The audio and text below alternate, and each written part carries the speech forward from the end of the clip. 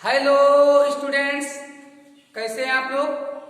तो चलिए आज हमने शुरू कर दिया है यूपी बोर्ड का मैथमेटिक्स का फर्स्ट चैप्टर जो आपका वास्तविक संख्याएं हैं। तो आइए चैप्टर 1 वास्तविक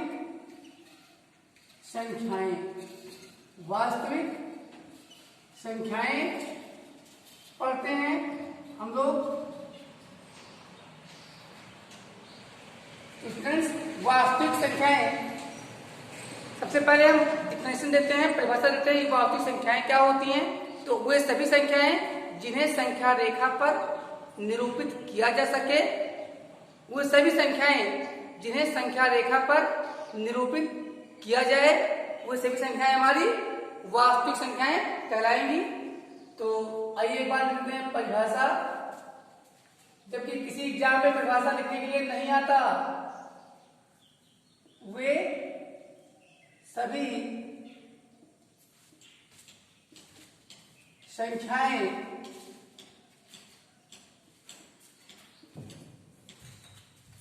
जिन्हें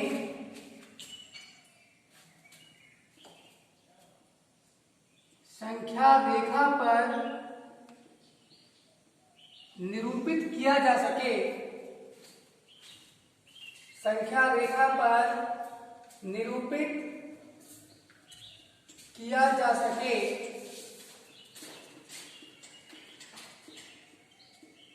वास्तविक संख्याएं कहलाती हैं। वास्तविक संख्याएं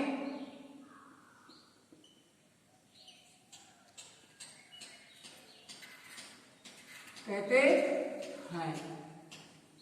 तो स्टूडेंट्स, वास्तविक संख्या में संख्या रेखा पर हम क्या क्या दिखा सकते हैं? संख्या रेखा पर हम आपके परिमेय और अपरिमेय दोनों संख्याओं को दिखा सकते हैं। इस प्रकार वास्तविक संख्याओं के दो रूप होते हैं। तो इस प्रकार वास्तविक संख्याएं निम्न दो रूपों में मिलती हैं।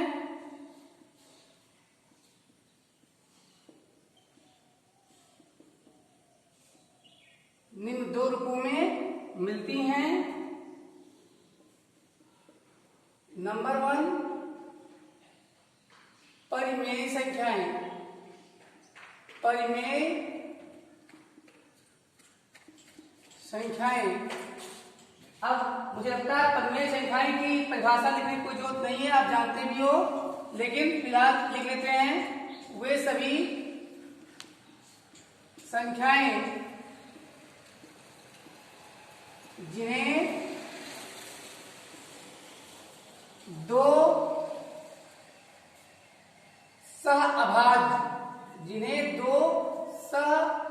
अभाज्य संख्या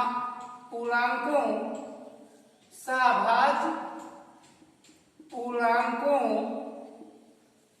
के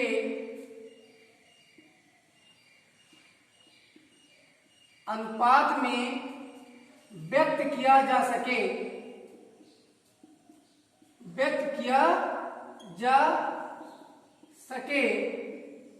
तथा Q की वैल्यू 0 ना हो। अनुपात में व्यक्त किया जा सके अर्थात P/Q के रूप में दिखाया जा सके, जहां P व Q दो सह-अभाज्य पूर्णांक हैं तथा Q की वैल्यू 0 नहीं है। अब इसी प्रकार से हम लिख सकते हैं अपरिमेय संख्याएं। लेकिन अपरिमेय संख्याएं पे जाने से पहले हम देखना चाहेंगे कौन कौन संख्याएं परिमेय संख्याएं हैं।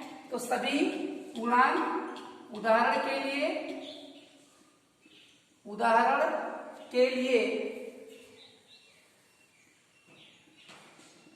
हमने कक्षा 9 में सीखा है सभी शांत व अशांत दशमलव को भी p अपान q के रूप में लिखा जा सकता है। इसलिए सभी पूर्णांक, जब हमने पूर्णांक कर दिया तो प्राकृतिक संख्याएं और पूर्ण संख्याएं स्वतः ही समाहित हो गई। सभी पूर्णांक, सभी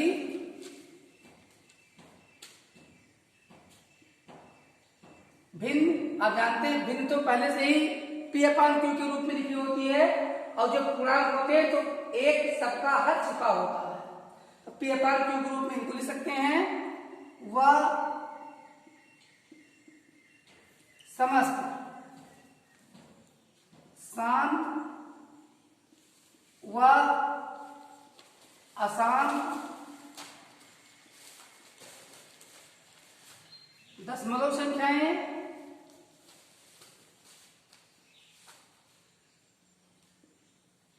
चलिए इतना समझ में आ गया है, बता दीजिए। मिटा दें, मिटा दें। चलिए अब हेडिंग लगाते हैं अपरिमेय संख्याएं। हेडिंग लगाते हैं अपरिमेय संख्याएं।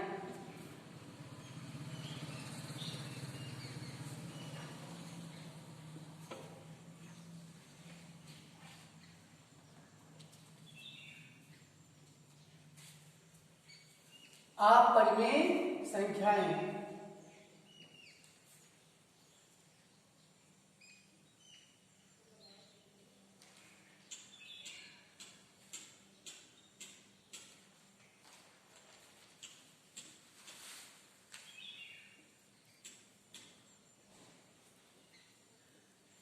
अपरिमेय संख्याओं की हेडिंग लगाते हैं तो क्या पता लिखते हैं, वे सभी संख्याएं,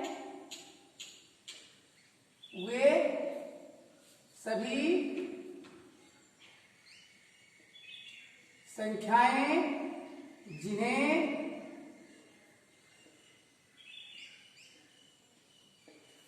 दो सहअभाज्य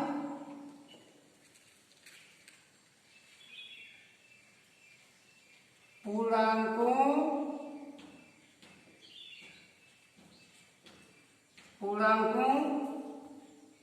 p व q के अनुपात, p अपान q के रूप में व्यक्त नहीं किया जा सके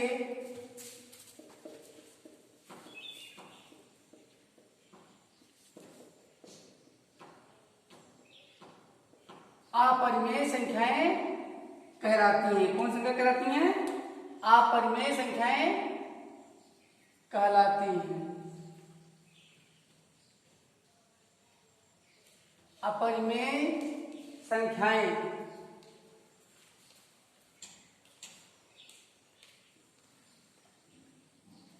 अपरिमेय संख्याएं कहलाती हैं।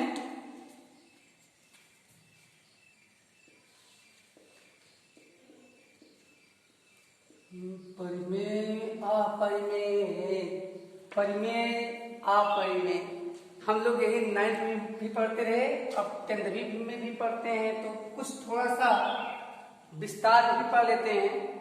अपरिमेय संख्याएं, अब इनका भी कुछ उदाहरण दे दिया जाए तो उदाहरण के लिए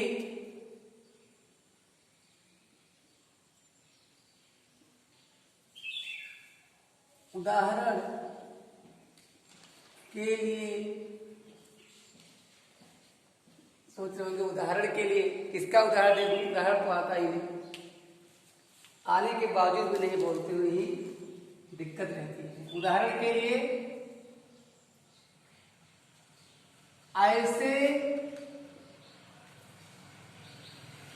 ऐसी दशमलव संख्याएं, ऐसी दशमलव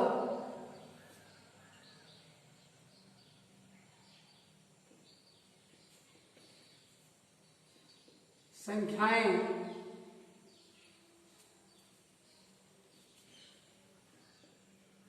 जिनका दशमलव निरूपण, जिनका दशमलव निरूपण ना तो शांत हो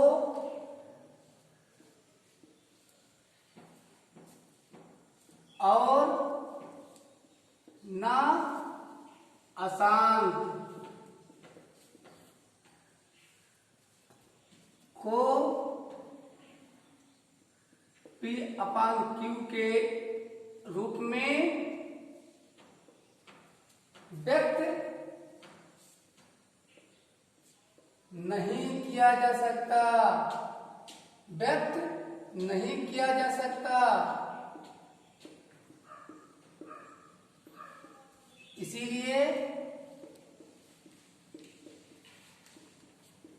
इसीलिए समस्त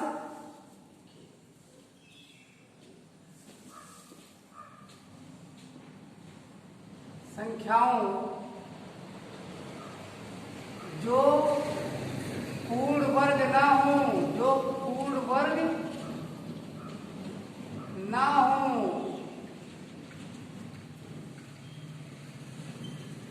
के वर्गमूल, के वर्गमूल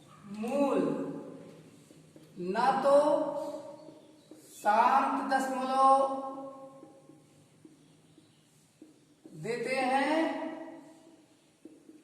और ना ही अशांत दशमलव, और ना ही अशांत दशमलव।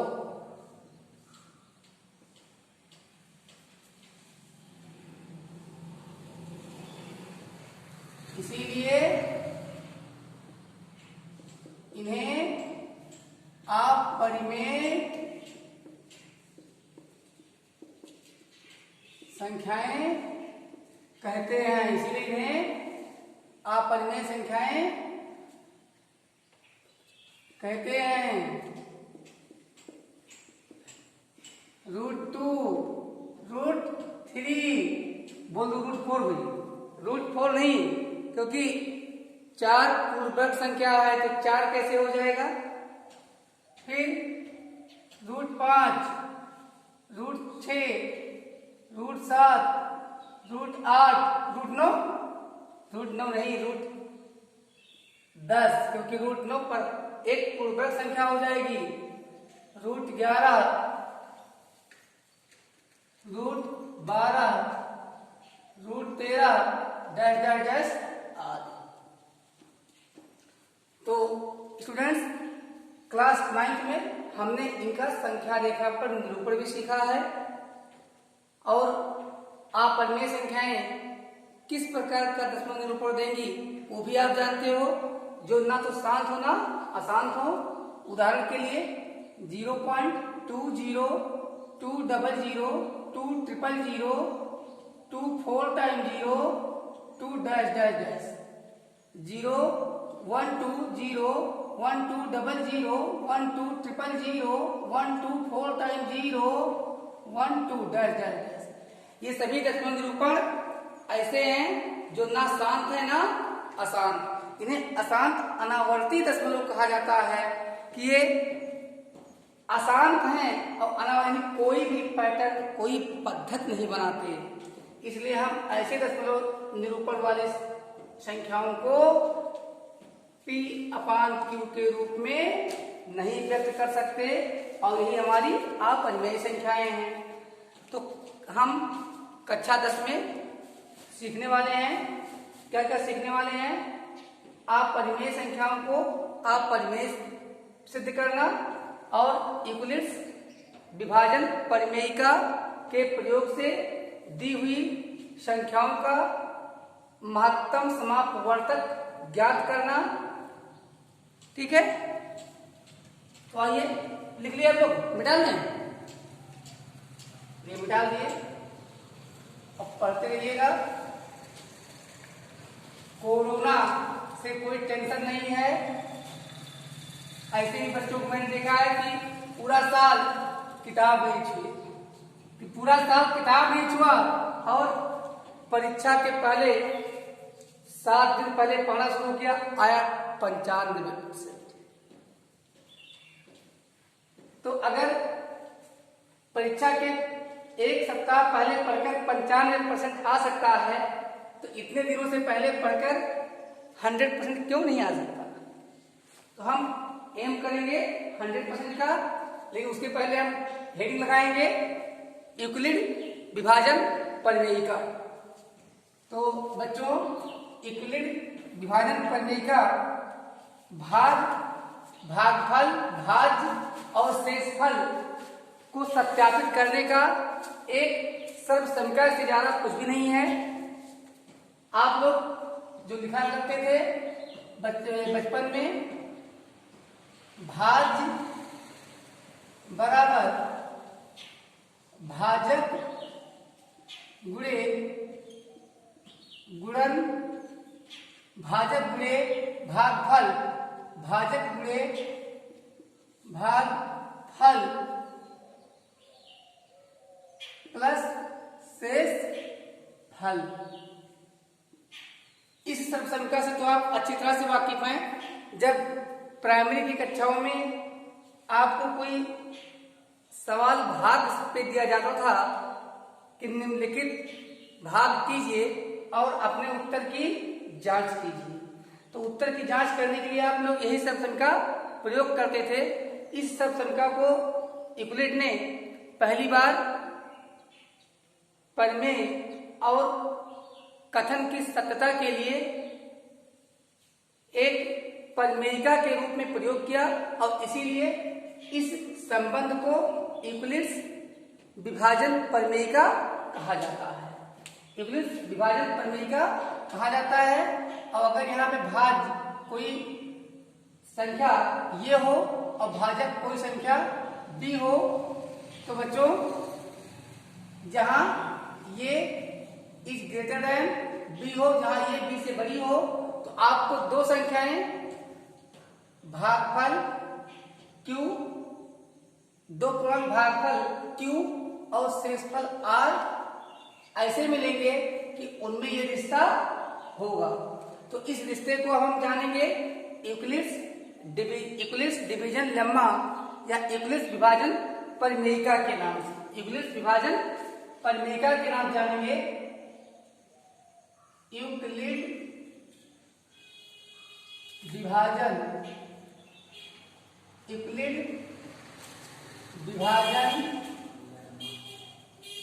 प्रमेयिका। यूक्लिड विभाजन प्रमेयिका के नाम से जानेंगे। अब यूक्लिड विभाजन प्रमेयिका क्या है? यदि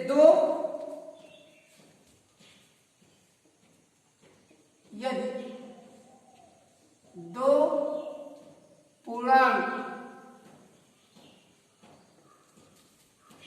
ये व बी इस प्रकार हो,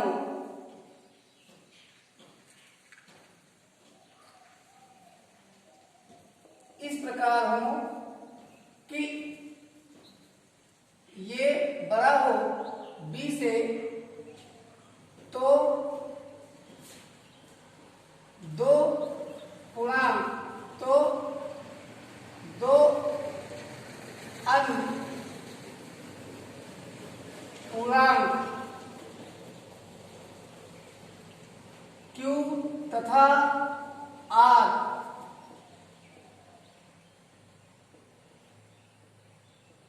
इस प्रकार प्राप्त होते हैं कि उन्हें निम्न संबंध द्वारा दर्शाया जा सकता है। उन्हें निम्न संबंध द्वारा दर्शाया जा सकता है, दर्शाया जाता है तथा यूक्लिड विभाजन प्रमेयिका के नाम से जाना जाता है। तथा यूक्लिड विभाजन परिमेयिका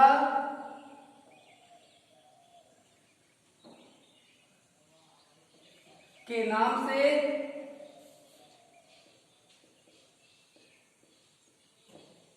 जाना जाता है,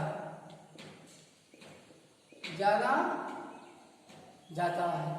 अब देख लेते हैं तो क्या यूक्लिड डिवीजन लेम्मा क्या है, यूक्लिड का विभाजन परिमेयिका क्या है बच्चों, ये equal B Q plus R, क्या है, ये equal B Q plus R. बच्चों क्या है, ये equal B Q plus R, जहां ये इज ग्रेटर देन बी है। इसे क्या कहते हैं बच्चों, यूक्लिड विभाजन परिमेयिका। तो इसके पहले हम और आगे बढ़ें अपरिमेय संख्या को अपरिमेय सिद्ध करने की ओर, उससे पहले हम एक दो उदाहरण देकर इसका अनुप्रयोग सिखा देते हैं आपको कि इसका अनुप्रयोग यूक्लिड विभाजन परिमेयिका का, ये तो आप हमने बताया, लेकिन इसका अनुप्रयोग भी हम सीखते हैं।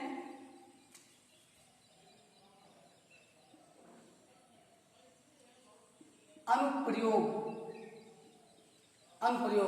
तो बच्चों इसका अनुप्रयोग हम सम संख्या को, किसी सम संख्या को सम सिद्ध करने में करते हैं।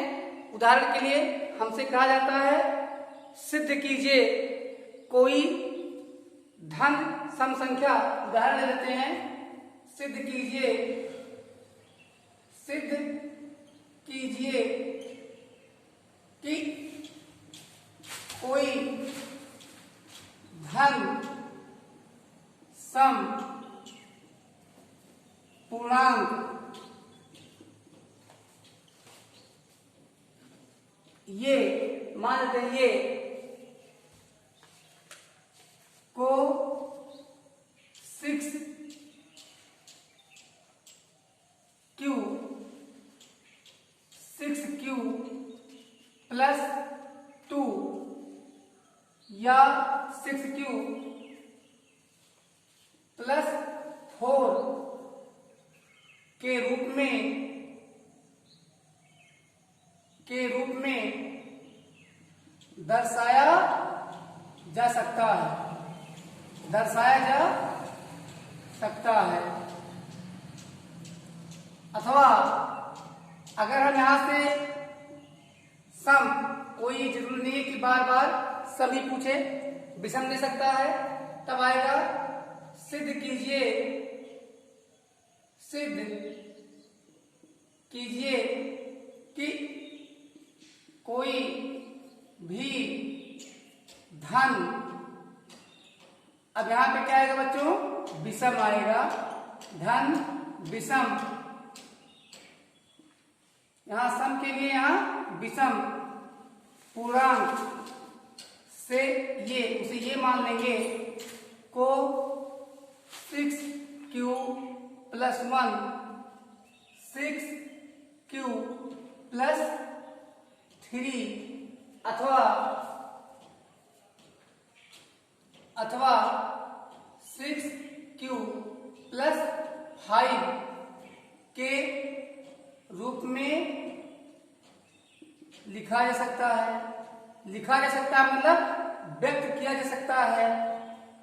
अगर आप कंप्यूटर से टाइप कर रहे हो तो व्यक्त किया जा सकता है, अगर आप मौखिक भाषा का प्रयोग कर रहे हो तो लिखा जा सकता है, अगर आप कॉपी में लिख रहे हो तो लिखा जा सकता है। अब हम इसका अनुप्रयोग सिद्ध करते हैं, लेकिन उसके पहले कुछ चीजें जनरल जान लेते हैं। आप उदाहरण के लिए कुछ संख्याएं एक सीरियल से ले लो, एक सीरियल से रफ निकाल लीजिए, आप लोग रफ कहाँ रख लिए, रफ निकाल लीजिए और संख्या ले लो एक सेट संख्या का, कम से कम 6-7 संख्या ले लो। कौन संख्या लेंगे आप, ले सकते हो सीधे 10, 11, 12, 13, 14, 15, 16, 17, 18, 19, 20 तक ले लीजिए।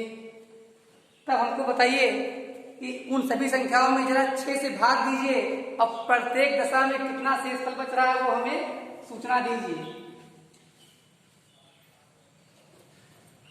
तो जानते हैं तब भी क्या डालिए, यही practice makes a man perfect, क्योंकि अभ्यास से ही व्यक्ति पूर्ण बनता है।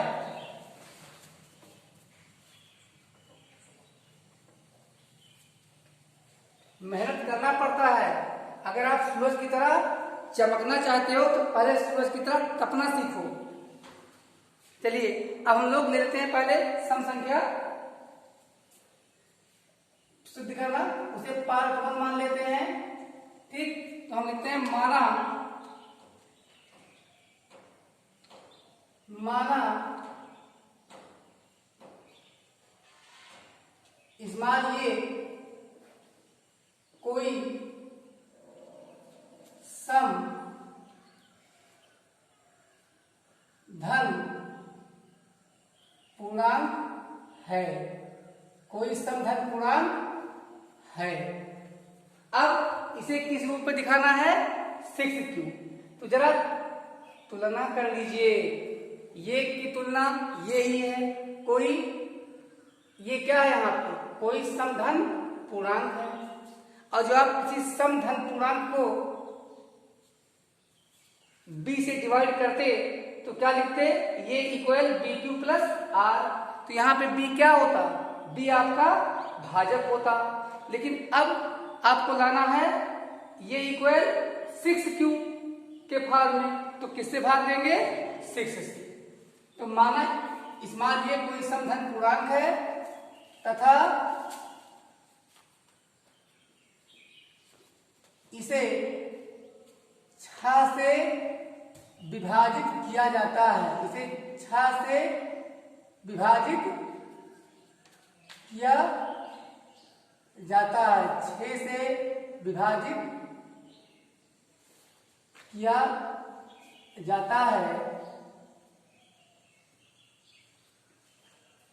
तो गौरव मिश्रा, अब आप सम संख्याओं को अगर 6 से विभाजित किया गया, 6 से भाग दिया गया, तो संभावित शेषफल क्या क्या आया, उससे हमें संभावित शेषफल, अगर हम शेषफल को स्मॉल r रिमाइंडर से दर्शाएं तो संभावित क्षेत्रफल, संभावित शेषफल क्या होगा, अगर सम संख्या को विभाग दिया है, वेरी गुड, तो 0 आएगा और 2 आएगा तथा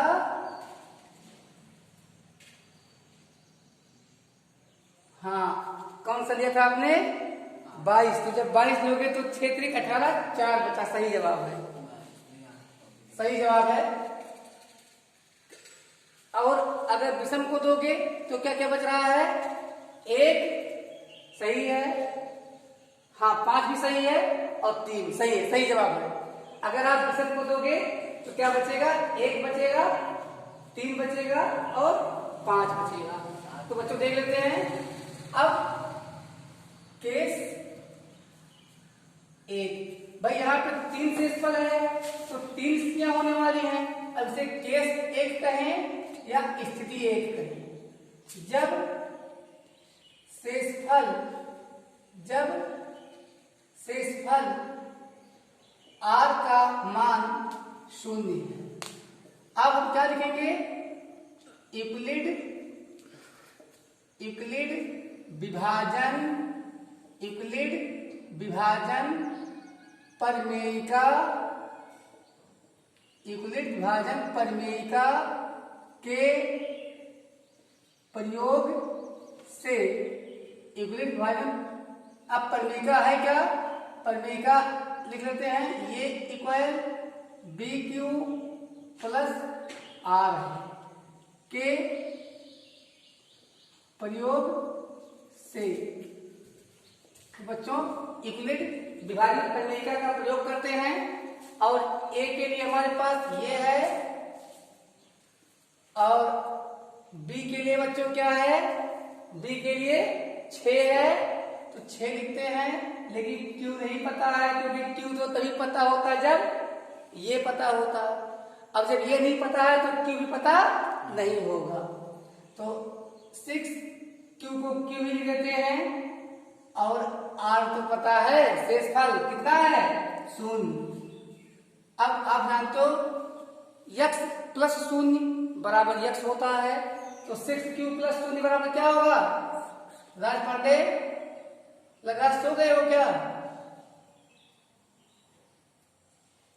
क्या होगा ये 6q। अब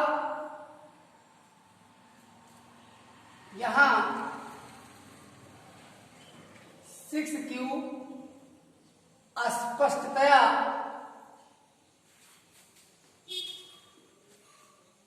2 से भाई 2 तिहाई 6 कटेगा नहीं कटेगा? कटेगा। तो हम कह सकते हैं कि यहाँ जो हमने संख्या ली थी, ये क्या लिया था?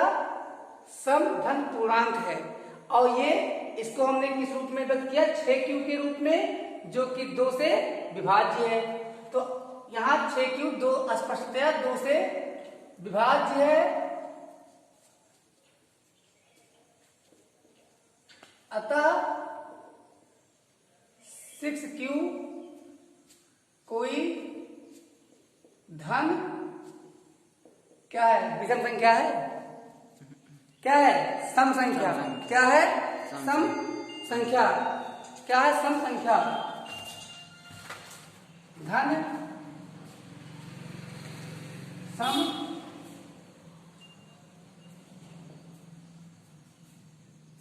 संख्या है। एक प्रूव हो गया, दूसरा सिद्ध कर लेते हैं। केस 2। केस 2 में बच्चों क्या होगा? गौरव मिश्रा, चलिए क्या लेंगे? केस 2 में संभावित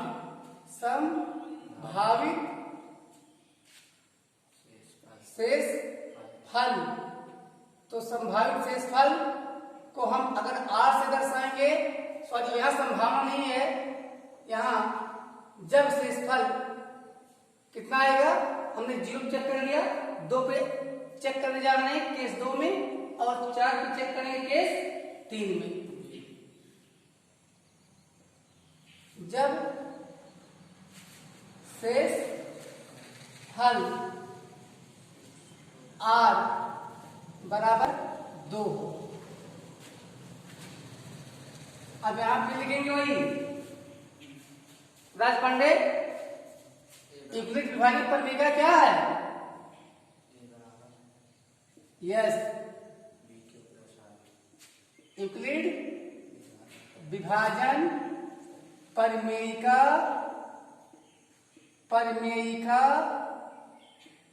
के प्रयोग से। अब फिर प्रमेय का यहाँ पे मैं लिखना भूल गया, कोई जरूरी नहीं कि लिखा जाए, लेकिन मैं बार बार इसे लिखता हूं कि बार बार अगर कोई ठोकर आपको लगती रहे तो आप उसको हटाना जरूरी समझ लेते हैं। तो जब ये बार बार दिखाई देगा तो ये रट उठेगा।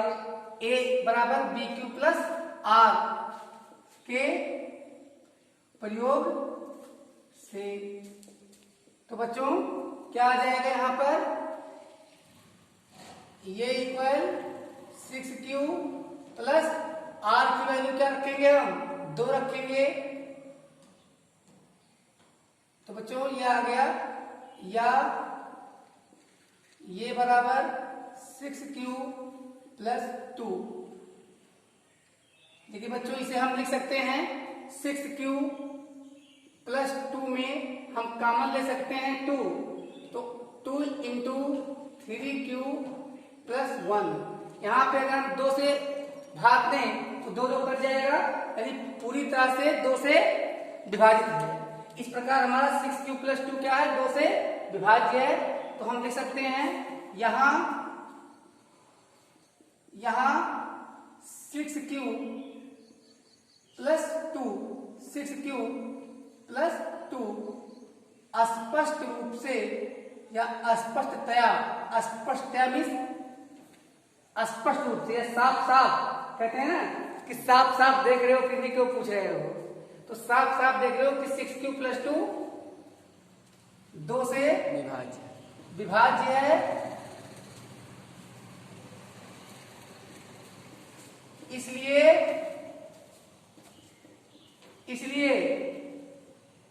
6q + 2 कैसी संख्या होगी?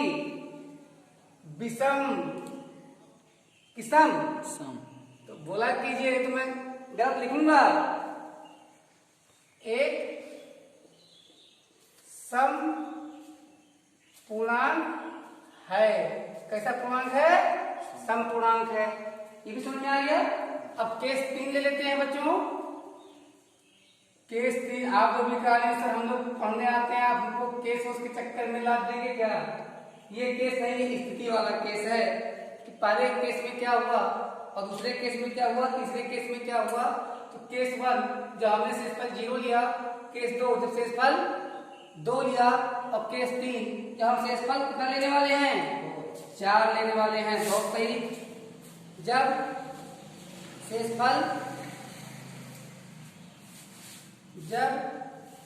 शेषफल को किस लेटर से आप बार दिखाते हो? आर से, स्मॉल आर से। Very good. बराबर 4 यहां पे लिखेंगे अब यूक्लिड विभाजन परिमेयिका के, परिमेयिका क्या है फिर से बताओ? ए बराबर BQ + R। Very good. के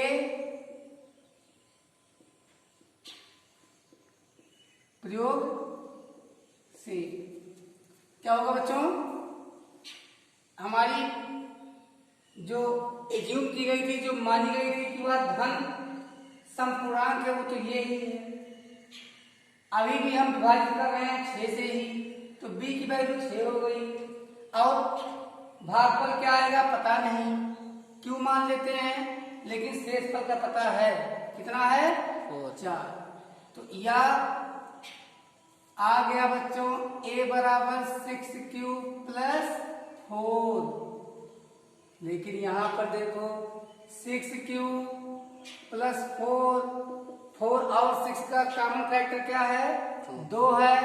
कॉमन फैक्टर का होता है उभयनिष्ठ गुणनखंड 2 है, तो क्या बच गया? 3q + 2। तो बच्चों यहाँ 2 गुणे 3q + 2, यहाँ 2 कट जाएगा, यानी ये संख्या 2 से विभाजित हो जाएगी, और ये इसी के बराबर है, तो इसका मतलब ये भी 2 से विभाजित हो जाएगी। तो हम लिख सकते हैं यहाँ, क्या लिख सकते हैं? यहाँ 6q + 4, यहाँ 6q + 4 स्पष्ट रूप से या अस्पष्टतया माने क्या होता है राज पांडे? साफ साफ। क्या होता है? साफ साफ। अस्पष्ट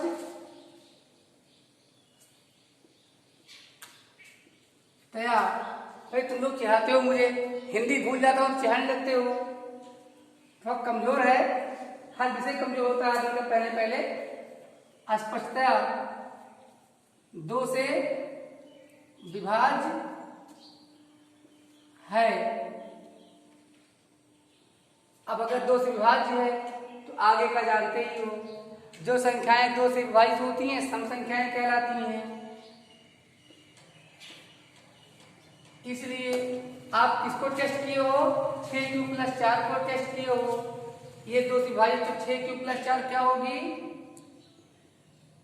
बच्चों? क्या होगी? एक सम